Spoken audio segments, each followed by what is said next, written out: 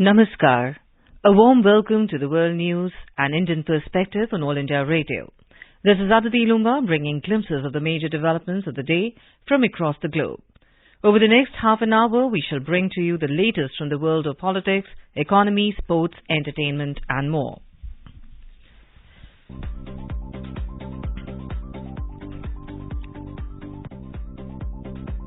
India's Prime Minister Narendra Modi distributes appointment letters to 71,000 recruits in government departments. India becomes first country to extend assurance to Sri Lanka for its debt restructuring. Women and Child Development Minister Smriti Irani says India has made a case for economic gender justice. World Economic Forum at Davos recognizes giant strides taken by India in several areas. IT giant Google to lay off 12,000 employees due to difficult economic situation. In women's cricket, India beat host South Africa by 27 runs in first match of Tri-Nation T20 series at East London. And in men's World Cup hockey, Australia thrashed South Africa by 9-2, while Belgium defeat Japan by 7-1 in Odisha.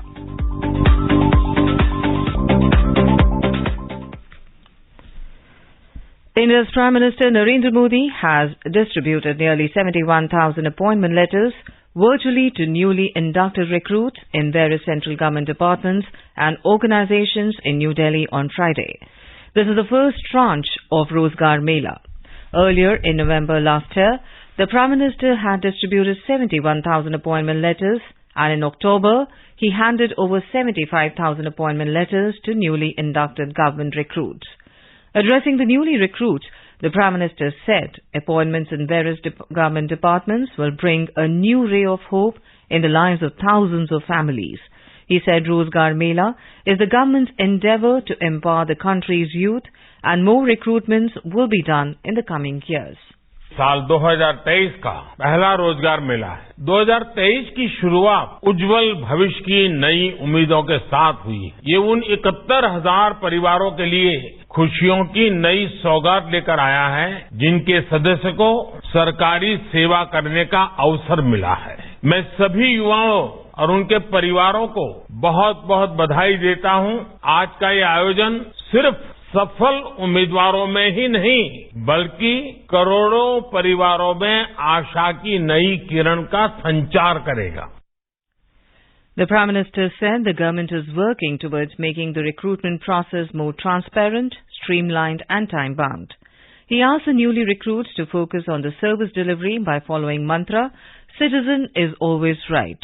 Mr. Modi said, in the last 8 years, infrastructure development in the country has opened up new avenues of self-employment for the people. He said the government is working to provide broadband services in villages through BharatNet, which is creating more job opportunities. The Prime Minister interacted with some of the appointees on the occasion. The newly recruits congratulated the central government for providing the job opportunities and highlighted the importance of Karma Yogi Prarambh module in developing and upgrading the skills among the new recruits. The new recruits and selected candidates from across the country will join various positions and posts like junior engineers, loco pilots, technicians, inspectors, sub-inspectors, teachers, nurses, doctors, amongst others. The experience of newly inducted officials who learned from the Karma Yogi Prarambh module will also be shared during the Rozgar program.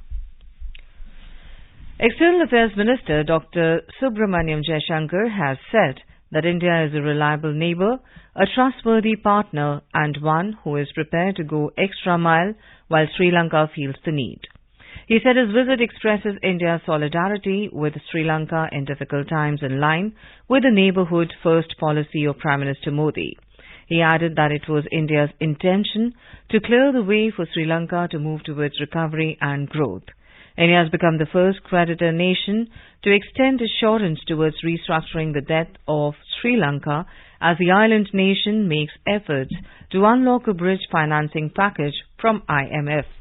Dr. Jaishankar made the announcement during his just concluded two-day visit to Sri Lanka. The Sri Lankan Foreign Minister Ali Sabri thanked Indian Prime Minister Narendra Modi for the generous and timely assistance India extended during the previous year. He also expressed his gratitude for the assurance extended towards restructuring of debt. Dr. Jaishankar has said India will encourage greater investment in core areas of energy, tourism and infrastructure in Sri Lanka. He expressed confidence in Trincomalee to emerge as an energy hub, and India would support Sri Lanka in such initiatives.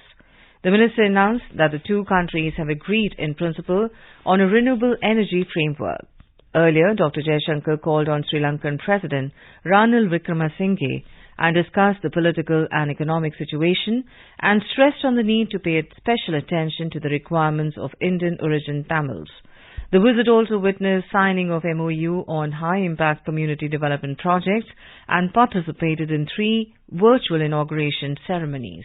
Having secured the financial assurance from India, Sri Lanka has expressed its gratitude to the Indian government for assurance given to the IMF for restructuring of its debt. The assurance comes at a time when Sri Lanka is making efforts to unlock a $2.9 billion bridge financing from IMF. During the bilateral discussions, connectivity, tourism, energy security and trade were discussed. Several initiatives were concluded, which includes signing of MOU on Indian grant assistance for implementation of high-impact community development projects as well. Dr. Jaishankar also participated in virtual inauguration ceremonies to hand over Kandyan Dance Academy and over 300 houses in various parts of Sri Lanka. For World News, Ahmed Moin Farooqi, Colombo. In today's hotspot section, we bring you a news: India-Maldives ties set for growth.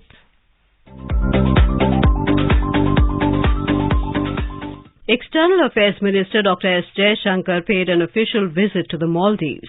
During his visit, the External Affairs Minister called on Maldivian President Ibrahim Mohamed Solih and held discussions with the Maldives Minister of Foreign Affairs Abdullah Shahid. Dr. Jaishankar's visit saw signing of agreements related to bilateral development cooperation, groundbreaking, inauguration, handing over and launch of a number of key India-supported projects that will contribute to the socio-economic development of the Maldives.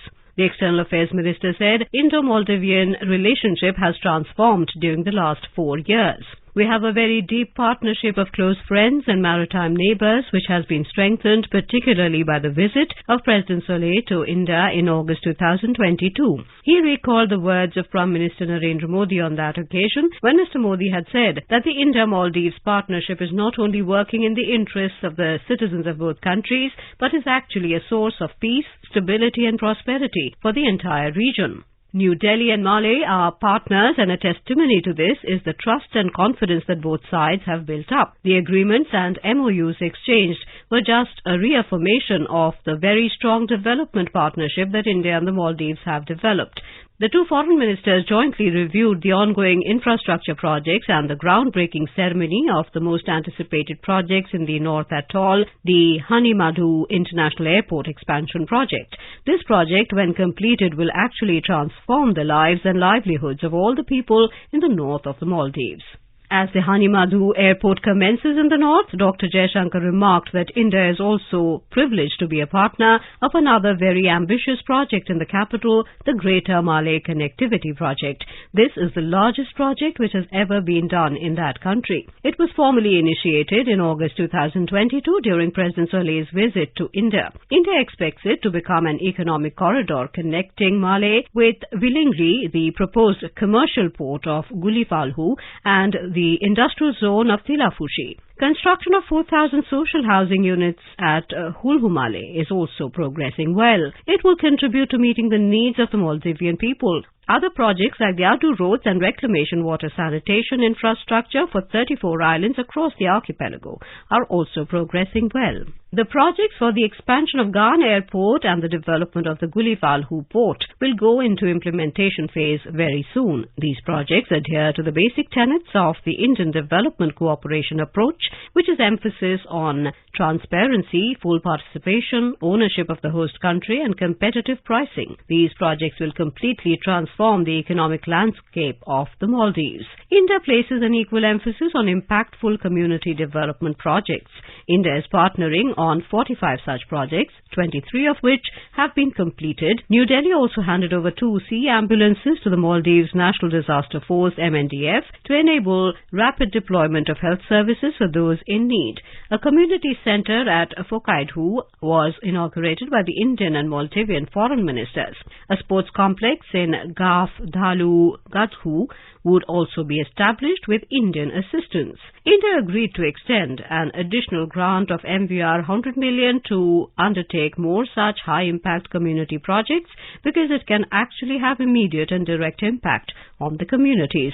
There has been remarkable growth in our human resources, exchanges and cooperation. India's training arrangements have intensified. Over 400 Maldivians visited India for in-person training in 2022 alone. India has initiated a new program for capacity building. India and the Maldives would like to build on People-to-People Connect. India will be gifting over 10,000 school books to be distributed over 216 schools in that country. An MOU between the Maldives National University and the Kochi University of Science and Technology was inked. During Dr. Jaishankar's visit, the Indian External Affairs Minister was very encouraged to see that the combination of visa-free travel, direct cargo vessels have really provided certain buoyancy to bilateral ties. Bilateral trade has been expanding and India is at the top source of tourism for Maldives. Dr. Jaishankar said India and the Maldives are good neighbours, strong partners and have mutually invested in development and progress. Both nations together have a responsibility for peace and security in the region.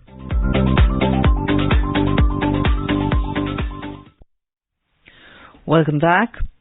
Union Minister Smriti Irani said India has made a case for economic gender justice with Prime Minister Narendra Modi, telling the world to see women-led development on Friday. She was speaking during an open session on the sidelines of the World Economic Forum, WEF, annual meeting in Davos. Ms. Irani highlighted efforts made by Mr. Modi to centralize needs of women in policy decisions, thereby making them equal partners in India's growth story. The theme of the open session was gender-based governance. India has made an economic case for gender justice.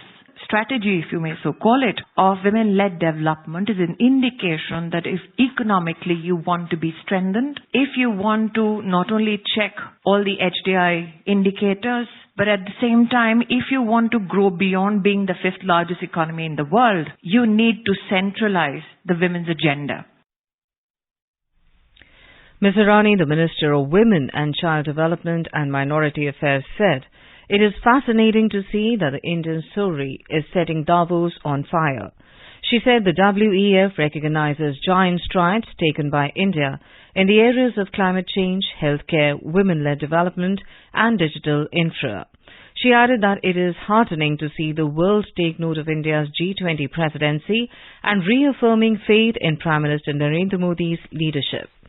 Earlier, speaking at a panel discussion on circular economy and life, Ms. Irani gave insights on India's cultural ethos that have always been in line with the concept of protecting and nurturing nature. During the Indian Strategy Dialogue, she spoke on New India's impetus to indigenous technology and how it is leveraged to foster inclusive development in every sector. The first meeting of G20 Health Working Group meeting under India's presidency concluded in Thiruvananthapuram, Kerala on Friday. Effective discussions were held in the three-day meeting on the possibilities of international cooperation in the health sector, focusing on universal health coverage. Dr. V.K. Paul, member Health, Niti Aayog, said that medical value travel plays a crucial role in eliminating healthcare disparities across globe, and through the first G20 Health Working Group meeting under India's presidency aims to create pathways to bridge this gap. Mr. Paul said this on Friday on the closing day of G20 Health Working Group meeting in Thiruvananthapuram. The three-day meeting focused on three priority issues such as solutions to the urgent challenges in the health sector, international cooperation in the field of pharmaceuticals, and digital health. Union Minister of State for Health, Bharti Praveen Pawar, Minister of State for External Affairs, V. Muralidharan, senior officials of Health Ministry, health experts, representatives from G20 countries, international organizations, and other special invitees participated in the meeting. A sensitization workshop on G20 environment and climate sustainability is being held in Bengaluru. The stakeholders involving forest departments of all the states, associated international organizations, knowledge partners, local influential persons, media and community representatives are taking part in the workshop. The first meeting of the G20 Working Group on Environment and Climate Sustainability will be held in Bengaluru from the 9th to the 11th of February. The sensitization workshop will document, compile and collate the best practices from across the states in the country and present them during the G20 Working Group meeting next month. The G20 Working Group will focus on arresting land degradation, restoration of degraded lands, and enhancement of biodiversity. It will put specific emphasis on the restoration of areas affected by forest fire and mining. The G20 Working Group on Environment will hold 4 meetings across the country. On the lines of Youth 20 Summit being held along with G20 Summit in India, a S20 Summit will also be held across the country to discuss subjects associated with science. The first S20 meeting will be held in Pondicherry on January 30th and 31st. Subsequent meetings are planned in Agartala, Lakshadweep and Bhopal in that order. The final meeting will be held in Coimbatore. It will dwell upon issues related to green energy, universal holistic health, and how science can contribute to society and culture. Google's parent Alphabet Inc. has announced that it is laying off 12,000 employees due to difficult economic cycles. In his email to employees, Chief Executive Officer Sundar Pichai said the company has decided to reduce its workforce by approximately 12,000 roles. He said the company has already sent a separate email to employees in the US who are affected. In other countries, this process will take longer due to local laws and practices. Mr. Pichai said the company have rapidly expanded headcount in recent years for a different economic reality than the one they face on Friday. Google's decision to lay off 12,000 employees comes amid a big churn in the technology sector, with other giants like Microsoft, Amazon, Meta and Twitter also trimming their workforce. A federal U.S. judge has ruled that ex-President Donald Trump and one of his attorneys must pay a combined penalty of nearly $1 million for filing a baseless lawsuit claiming former Secretary of State Hillary Clinton had tried to rig the 2016 election. U.S. District Court Judge Donald Middlebrooks issued a strong ruling against Mr. Trump and his attorney Alina Habba for misusing the legal system by filing a baseless lawsuit. The judge said that the lawsuit was filed with the intent of causing harm. Mr. Trump had caused Hillary Clinton and the Democratic National Committee of being involved in racketeering and conspiring against him. The lawsuit was dismissed in September and Mr. Trump was ordered to pay tens of thousands of dollars in November after one defendant sought sanctions. The recent order came after a group of the remaining defendants, including Clinton, requested sanctions as well. The United States said on Thursday it would send hundreds of armored vehicles plus rockets and artillery shells to Ukraine as part of $2.5 billion military assistance package. The U.S. Defense Department said in a statement that the package includes 59 Bradley fighting vehicles, 90 Stryker armored personnel carriers, 53 mine-resistant ambush-protected vehicles, and 350 high-mobility multi-purpose wheeled vehicles. The armored Bradley has a powerful gun and has been used by the U.S. Army to carry troops around battlefields since the mid-1980s. The Defense Department said the latest assistance also includes additional ammunition for high-mobility artillery rocket systems, HIMARS, 8 Avenger air defense systems, tens of thousands of artillery rounds, and about 2,000 anti-armor rockets. In total, the United States has committed more than $27.4 billion in security assistance to Ukraine since the conflict with Russia began in February last year. This is All India Radio, giving you the world news.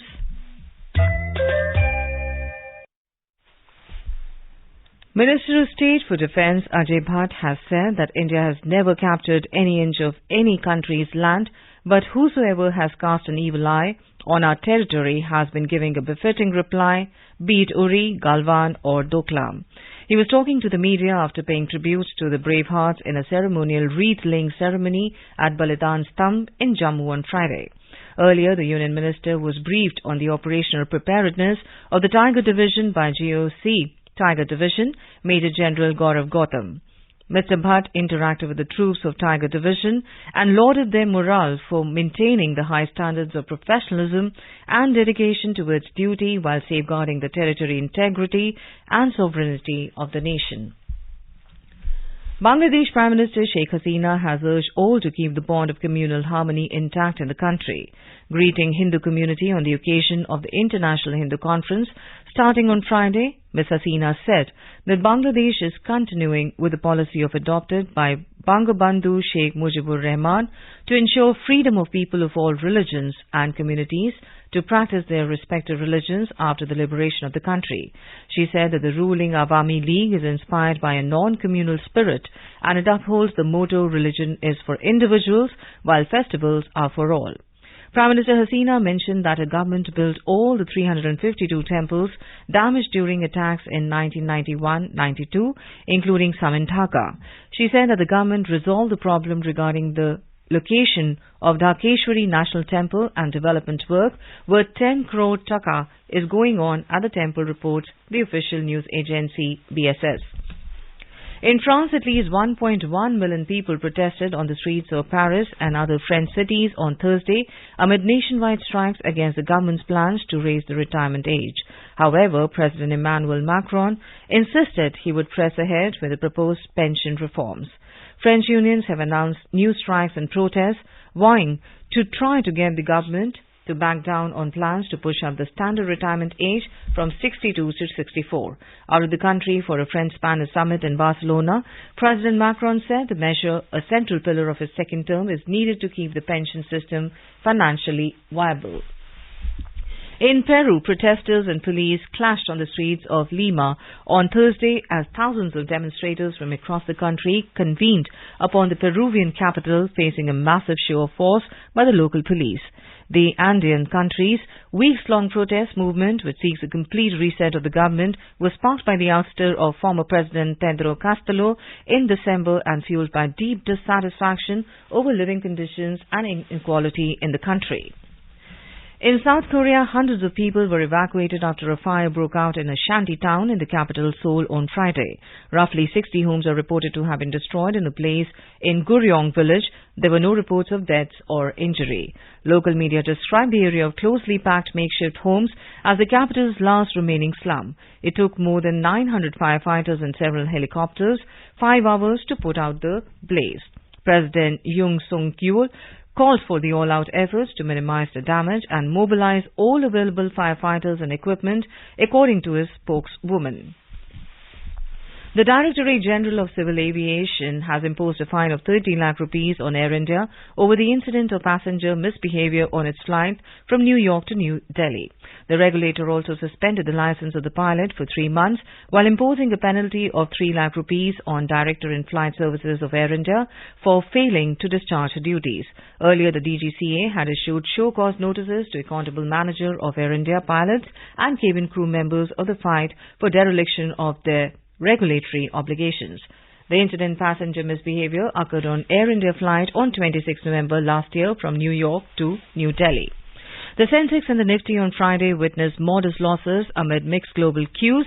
Index of top 30 companies at Bombay Stock Exchange Sensex closed below 60,700 points, while Nifty index of top 50 companies at National Stock Exchange settled below the 18,050 level. The rupee logged gain 23 paise against the US currency. A report from the business desk. Sensex declined by 237 points to end at 60,622. Nifty 50 also slipped 80 points to finish at 18,027. Among global stock markets, most Asian equity markets edged higher. Hong Kong's Hang Seng climbed 1.8% and China's Shanghai Composite Index appreciated by 0.8%. Japan's Nikkei 225 and South Korea's Kospi both surged 0.6%. Singapore Straits Times rose 0.5%. European shares were positive in intraday trade. Oil rose headed for a second straight weekly gain, spurred largely by brightening economic prospects for China and resulting expectations of a boost to fuel demand in the country. In intraday trade, Brent crude was trading at $86.65 per barrel. Back home at the multi-commodity exchange, gold futures for February was trading at 56,705 rupees per 10 grams.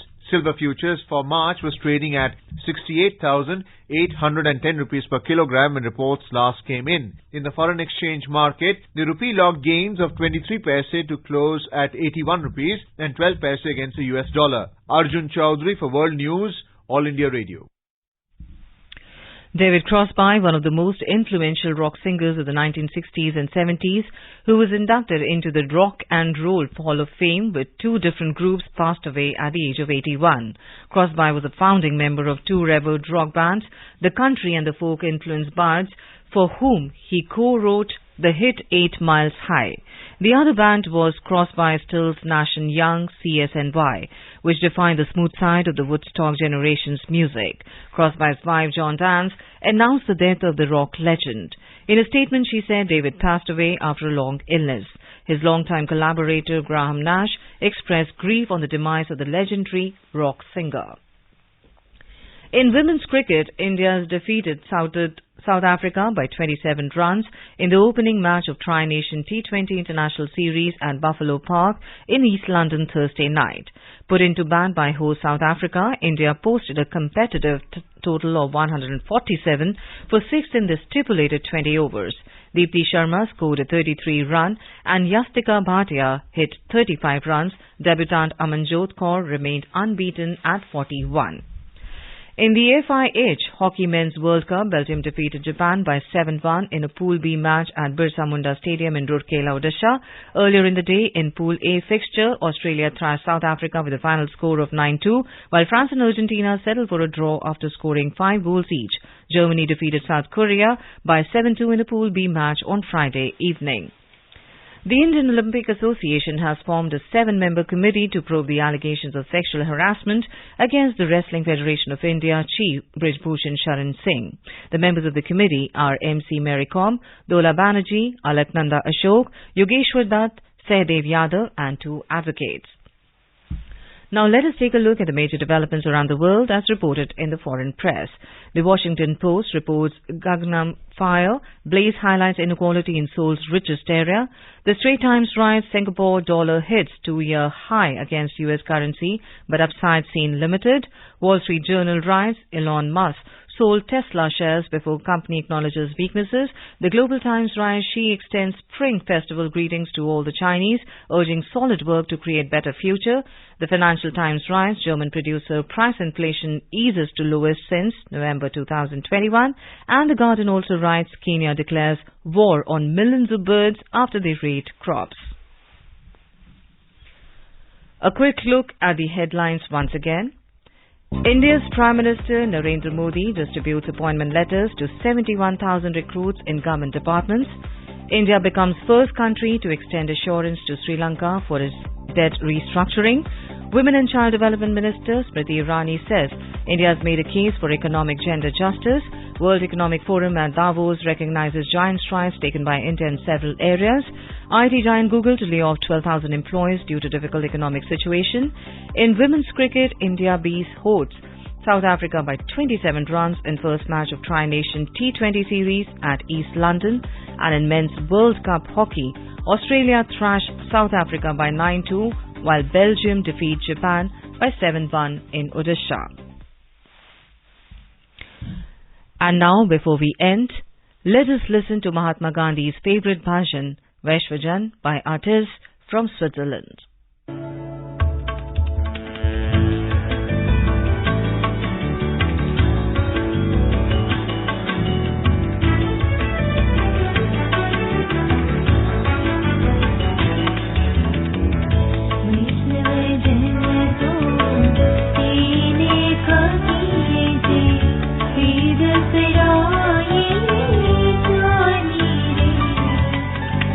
पर दो की